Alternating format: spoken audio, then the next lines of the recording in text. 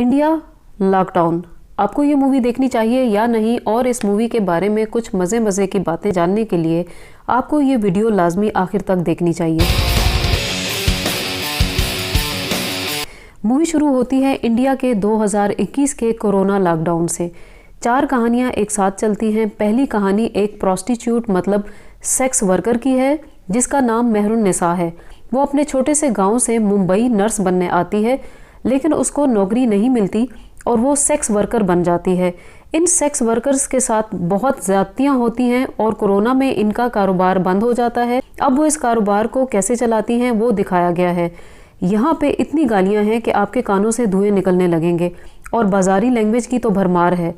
शुक्र है sensor board है, वरना ये डायरेक्टर्स तो क्रिएटिविटी के नाम पे जाने क्या क्या करने लगे अपनी मूवीज़ के साथ। दूसरी स्टोरी पलक और देव की है। पलक और देव हवस से भरे हुए हैं और इन्हें बहुत सारा सेक्स करना है और इसके लिए उन्हें माधव के चचा का घर चाहिए जहां पलक सुकून से सेक्स को एंजॉय कर सके। इतने में कोरोना आ जाता है और ये हवस से भरे हुए 2 लोग अपनी वर्जिनिटी लूज करने से रह जाते हैं। ये दोनों कैसे मौका तलाशते हैं अपनी वर्जिनिटी को लूज करने का, वो मूवी के आखिर तक आते आते पता चलता है। माधव का कैरेक्टर तो दबा के बेहया है। वो सेक्स करते हुए ये तक भूल जाता है कि कमरे में उनके अलावा एक तीसरा भी है। अब वो तो तीसरा कौन है उसके लिए आपको ये मूवी देखना पड़ेगी। तीसरी कहानी राव साहब की है, जो कि एक बाप है और उसकी बेटी 10 साल बाद प्रेग्नेंट हुई है। राव साहब को इस खुशी में अपनी बेटी के पास मुंबई से अहमदाबाद जाना है, लेकिन कोरोना की वजह से वो नहीं जा पाते। अपनी बेटी की मोहब्बत में वो फिर भी घर से निकल जाते हैं। इस दौरान उनके साथ क्या क्या होता है वो अपनी बेटी के पास पहुंच पाते हैं, लेकिन इस दौरान उनके साथ एक दुर्घटना भी हो जाती है और क्या वो इस दुर्घटना से निकल पाते हैं या नहीं, उसके लिए आप ये मूवी ज़रूर देखो। चौथी स्टोरी माधव और फूलमती की है। ये बहुत ही दुखी कर देने वाली स्टोरी है और सबसे ज़्यादा स्क्रीन टाइम इसी स्टोरी को मिला है। माधव की फैमिली गांव से मुंबई आई है, लेकिन कोरोना की वजह से उन्हें खाने के लाले पड़ जाते हैं।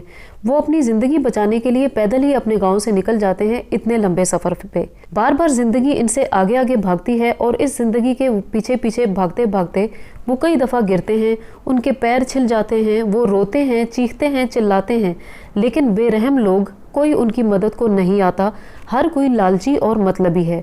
एक middle age pilot moon Elvis की कहानी भी है, लेकिन वो देव और पलक की कहानी के साथ जुड़ी हुई है। मधुर भंडारकर इस मूवी के डायरेक्टर हैं, लेकिन माँ बहन की गालियाँ देने में इतने आगे चले गए हैं कि अपनी माँ बहन को भूल गए हैं।